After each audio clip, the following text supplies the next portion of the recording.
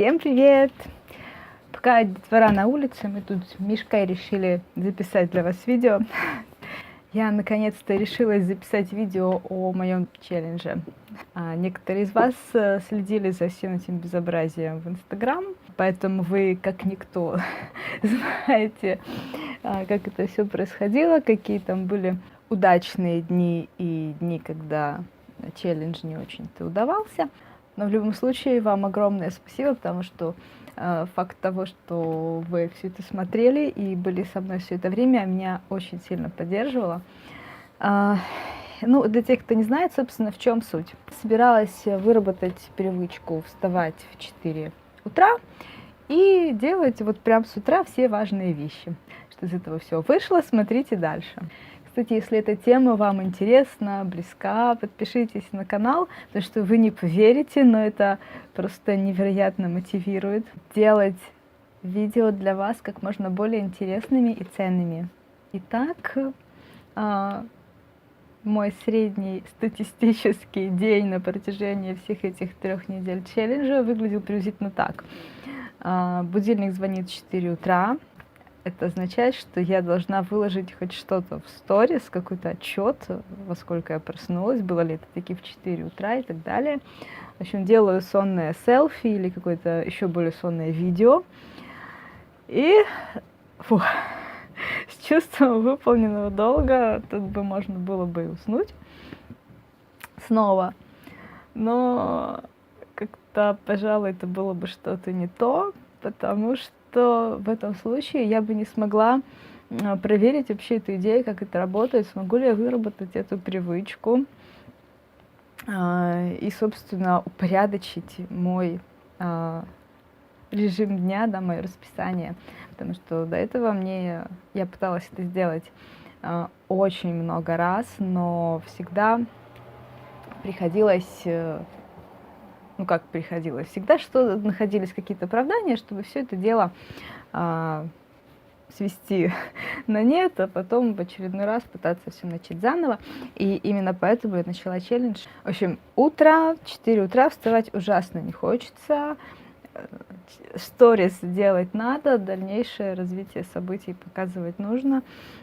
И как же себя мотивировать-то? И тогда я начала думать так: окей,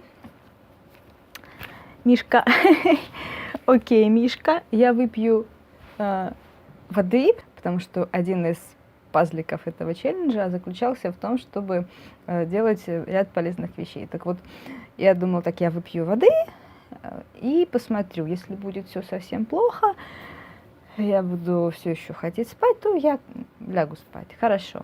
Фокус заключается в том, что вода должна быть обязательно теплой, поэтому нужно налить воды в фильтр, дождаться, пока она там хотя бы немного подогреется в чайнике. И проходит какое-то время, за это время можно сходить в туалет или сделать какие-то там еще мелкие дела. В общем, пока подходит время попить воды, причем ее нужно пить не просто теплой, а обязательно сидя маленькими глотками и не спеша. В общем, в то время, пока я ее выпиваю, я думаю, так, ну окей, теоретически я выполнила условия, как бы могу спать, но вроде бы так еще ничего, я не умираю от желания спать, да, от желания вернуться в кровать, поэтому вроде бы я могу сделать еще какое-то маленькое дело, и тогда уже буду свободна. Хорошо. Значит, я могу сделать какие-то косметические процедуры, потому что раннее утро — это наиболее полезное время для всевозможных питательных масок и процедур там с кожей и так далее. Поэтому, окей, я сделаю маску, или я могу сделать пранаяму в это время, а еще лучше я их совмещу, потому что у них приблизительно одинаковая длительность, и, в общем-то, одно другому не мешает. Чтобы сделать пранаяму, должна открыть окно, и получаю поток холодного, свежего воздуха. Делаю какие-то дыхательные упражнения. В этот раз я использовала ту дыхательную практику, которую рекомендует Ицхак Пентасевич. Только я делаю ее не лежа, а стоя, потому что в ином случае я бы просто уснула, тут без вариантов. Мишка, не уходи. Вот. А сразу после дыхательных практик очень хорошо заходит энергетическая гимнастика по методу Алены Старовойтовой. И после всего этого как раз подходит время, чтобы смыть все то, что есть на лице, маску. Вот. И когда я все это смываю, я вдруг понимаю, что, блин, я себя чувствую уже такой свежей, уже такой бодрой, уже хорошее настроение. Ну и как-то возвращаться в кровать уже совершенно не к месту, поэтому окей.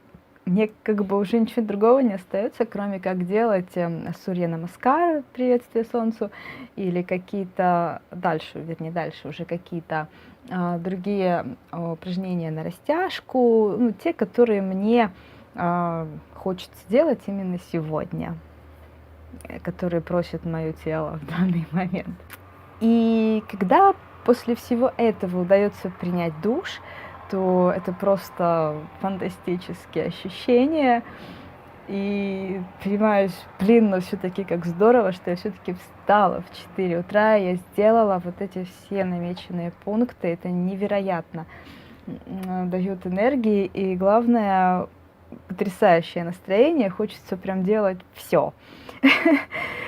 И как раз вот к этому времени вот-вот проснутся дети, я начинаю, ну, как правило, бывает по-разному, но я занималась тем, что я готовила основную еду на весь день, чтобы потом этому не уделять много времени, и уже день был более свободен для других дел.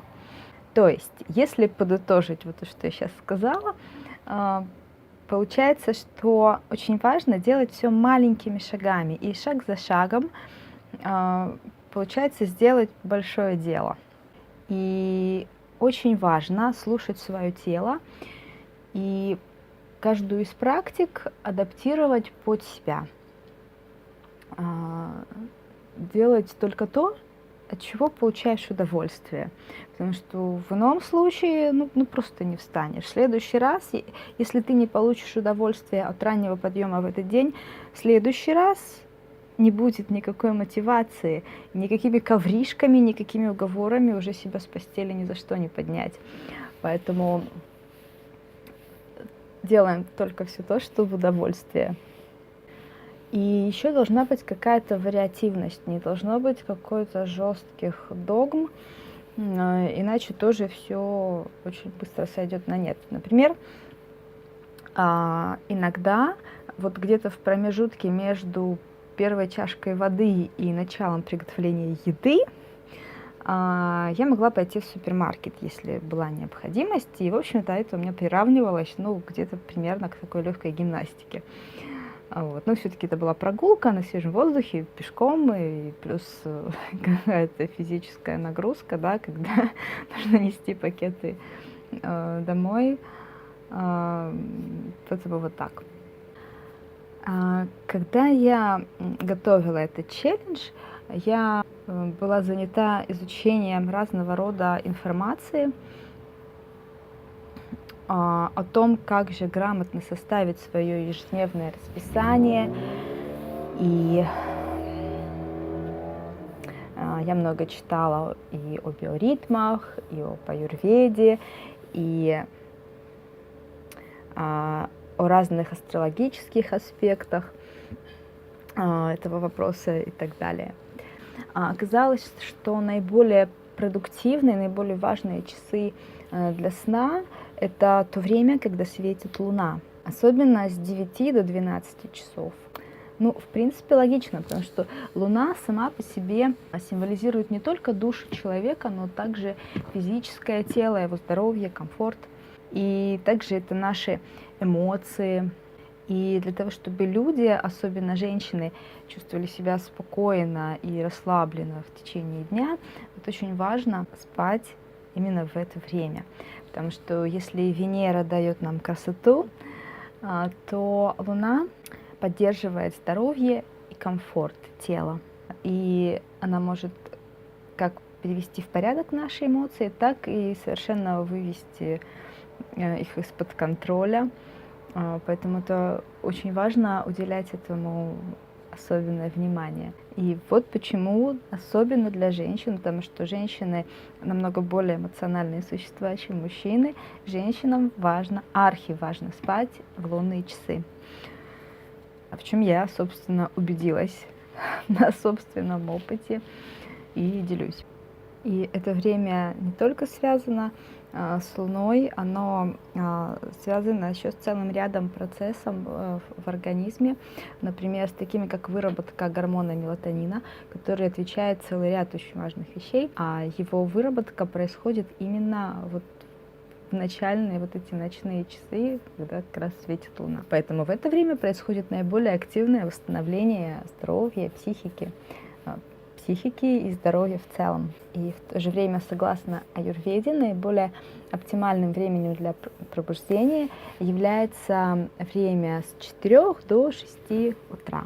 Когда я обобщила всю информацию, я вдруг осознала, что на протяжении последних 14 лет, даже больше, у меня не было нормального сна, собственно, с времен первой беременности.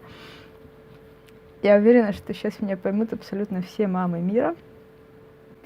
И тот хронический недосып, который накапливался все это время, он все больше и больше давал о себе знать. Потому что можно делать разные косметические вещи, красиво одеваться, пытаться что-то делать с питанием, пить лекарства и так далее.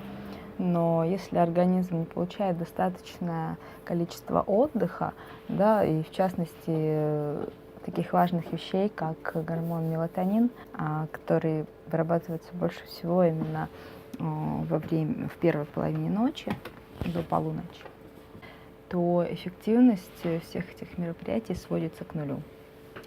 Ну, про то, к чему приводит недостаток мелатонина в организме, можете легко найти в интернете. Но я должна сказать, что у меня уже был опыт выхода из подобной ситуации, потому что впервые такие серьезные нарушения сна у меня появились еще в родительском доме. И когда я переехала к бывшему мужу, первые несколько месяцев я могла позволить себе не работать, а только готовиться к сессиям, потому что я тогда училась на заочном отделении института. И в то время я спала где-то в среднем от 10, а иногда даже до 14 часов доходила. И нужно отдать должное, и хочу сказать огромное спасибо мужу, потому что он, конечно, надо мной посмеивался, но, в общем-то, не препятствовал мне это делать. И спустя 3-5 месяцев я стала замечать, что мне требуется все меньше и меньше сна. Я начала приближаться где-то вот 8-9 часов мне уже хватало, и я чувствовала себя просто несравнимо больше, несравнимо лучше по сравнению с тем, что было до этого периода. Конечно, сейчас я не могу позволить себе 14 часов сна, потому что у меня есть обязанности по отношению к моим детям. Поэтому я начала думать, что же мне со всем этим делать. И поначалу я решила, что буду, наверное, я пробовать отсыпаться днем в те моменты, когда это возможно. И, конечно, большинство проблем со сном я, собственно, сама же и спровоцировала. Потому что даже если обстоятельства позволяли лечь в постель, я находила всегда какую-то срочную работу, или мне нужно было срочно о чем-то подумать, очень важном и неотложном, или еще какое-то найти себе занятие, или монтировать видео, все что угодно. Вплоть до того, что иногда я ложилась спать в 6, а иногда даже в 9 утра. Но это было в те дни, когда я знала, что у детей есть еда на первую половину дня, не нужно никуда там срочно с утра бежать и так далее. Конечно, очень важным фактором тут играло то, что ночь — это, по сути, единственное время тишины, когда я могу побыть наедине со своими мыслями, услышать вообще саму себя и как-то начать упорядочивать свои мысли, свои какие-то планы и так далее. Потому что днем в бесконечной суете постоянно это сделать было очень трудно, потому что я просто не могла найти на это время, элементарно не могла найти тишины для этого. Но в итоге, чем больше я загоняла в себя в такой вот сломанный график, тем сложнее мне было лечь спать до 11 вечера. И вот отвечая на ваши вопросы, как лечь спать до 12, вот это вот из той оперы, чем больше, чем более длительное время мы ложимся спать поздно, вблизи полуночи, за полночь, тем тяжелее потом выровняться. В принципе, да, это возможно. И одна из главных вещей для этого — это то, что ты понимаешь, что ты уже пришел к какой-то точке, и дальше идти просто нельзя, там дальше просто некуда. И иногда нужно действительно опуститься на самое дно в каком-то смысле, чтобы можно было от него оттолкнуться и уже с этого момента делать все по-другому. И я думаю, что, скорее всего, когда мы не решаемся что-то менять, то, скорее всего, это связано именно с тем, что мы еще не дошли до вот той крайней точки, за которой мы понимаем, что так дальше нельзя. Вот так. И так как нарушение нормального ритма, режима сна, да, ритма, скорее всего, режима, влечет за собой целый ряд, целый паровозик такой. Это и сбой биоритмов, и нарушение режима, и качества питания. И сбиваются вообще все дневные дела, они претерпевают тоже изменения, потому что снижается работоспособность, снижается способность адекватно и быстро реагировать на то, что происходит в течение дня. И все это, конечно, влияет и на здоровье, и на самочувствие, и настроение, качество жизни, на все, на наши отношения с людьми. Поэтому, когда я начинала этот челлендж, моей главной целью было восстановить мои нормальные ритмы и восстановить здоровье. И это означало компенсировать как-то этот хронический недосып. И для этого поначалу я придумала такой способ пытаться наверстывать этот сон, когда есть возможность, в дневные часы. Что я могу сказать? Это, конечно, не тот сон. Нет того отключения мыслей, которое бывает ночью. Плюс к этому очень трудно уснуть, потому что то что-то дети спрашивают, то кто-то пришел, то телефон зазвонил. И все это невозможно отключить днем, но возможно отключить ночью. Поэтому я пришла к тому, что, наверное, самый оптимальный вариант для меня сейчас — это ложиться спать не в 9-10, а где-то в районе 8 вечера, те дни, когда это возможно, и по-прежнему вставать в 4 утра. И я заметила, что в этом случае я высыпаюсь намного лучше, и я уже даже начала просыпаться незадолго до того, как зазвонит будильник. И, ребят, это действительно круто. После стольких лет недосыпа и сломанного образа жизни я вижу наконец-то первые результаты. Кстати, я заметила, что утром очень часто приходят какие-то вот мысли, какие-то идеи, которые прям вау. Вечером, ночью это происходит намного реже, вот по сравнению с тем фейерверком, который бывает утром. Потому что утром это тоже время тишины, потому что дети еще спят. И, очень много людей еще спит, город спит, собственно говоря, поэтому и на улице тихо, и в доме тихо. И, боже, ты слышишь себя, но при этом у тебя впереди весь день, и ты отдохнула, И ты можешь делать все то, что тебе пришло в голову, ты можешь воплощать. У тебя весь день есть для этого. Или можно записать и сделать в тот момент, в тот период времени, когда это будет удобно. Это очень огромная разница. Потому что, да, вы можете спросить, а в чем тогда, в чем прикол, в чем разница? Ты можешь встать в 9-10 вместо того, чтобы встать в 4 утра, и чтобы потом лечь посреди дня. Или потом лечь в 8 вечера. Почему просто не встать позже? Разница на самом деле просто огромная. Во-первых, рано ложась и вставая, я сплю именно в лунные, а не в солнечные часы.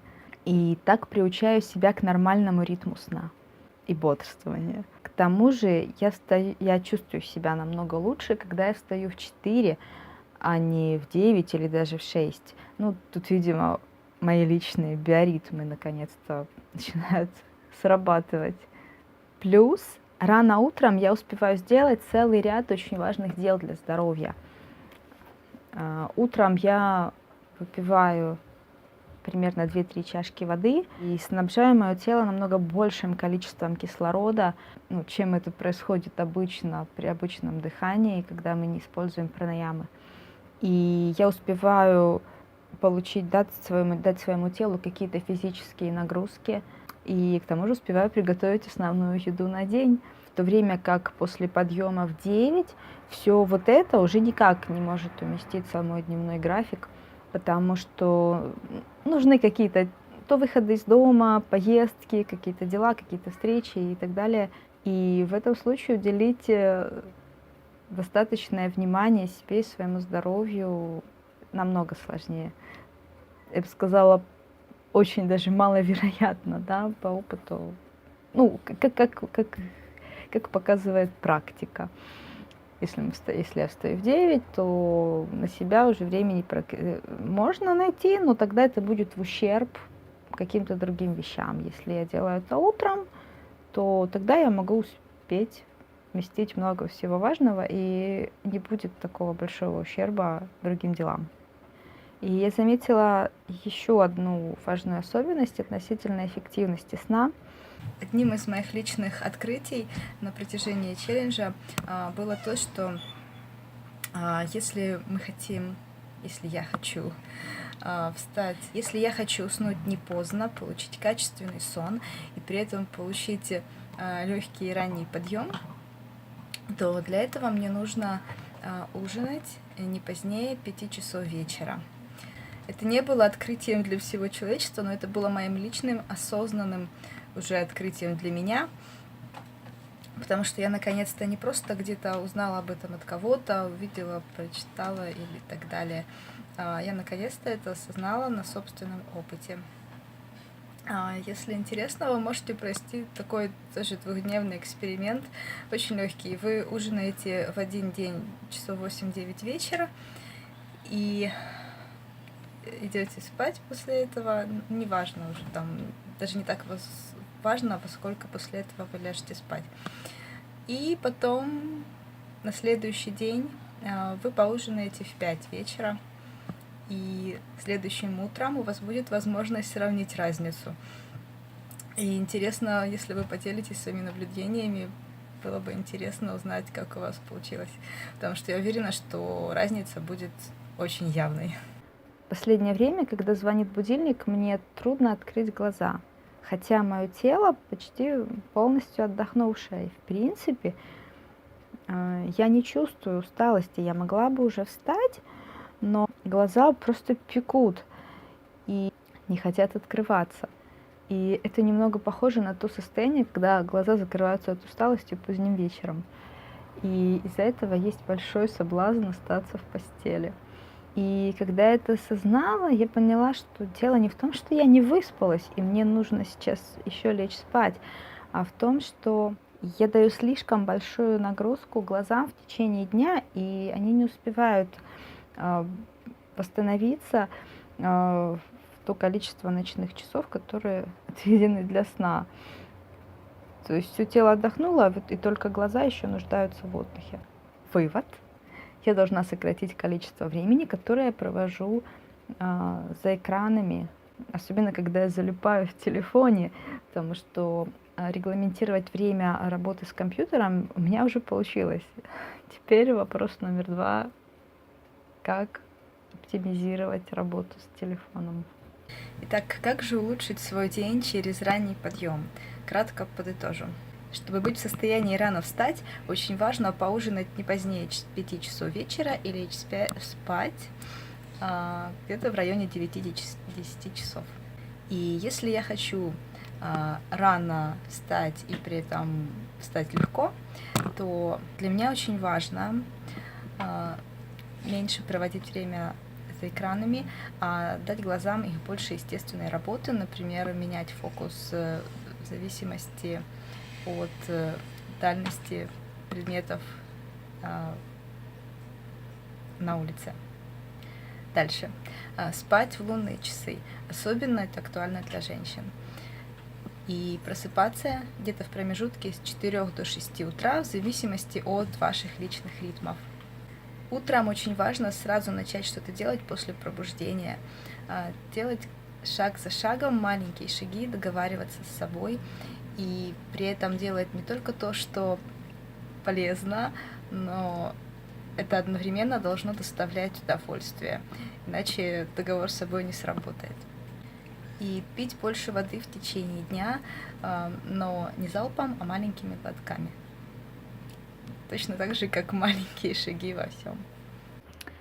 Вообще, поскольку построение гармоничного образа жизни — это системное дело, должно быть системным, то очень важно также пересмотреть режим и качество питания.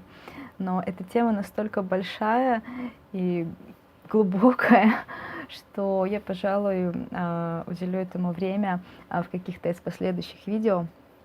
Кстати, напишите в комментариях ваши мысли об этом всем и какой лично у вас опыт перехода и какой лично у вас опыт следования здоровому образу жизни. Что происходит сейчас?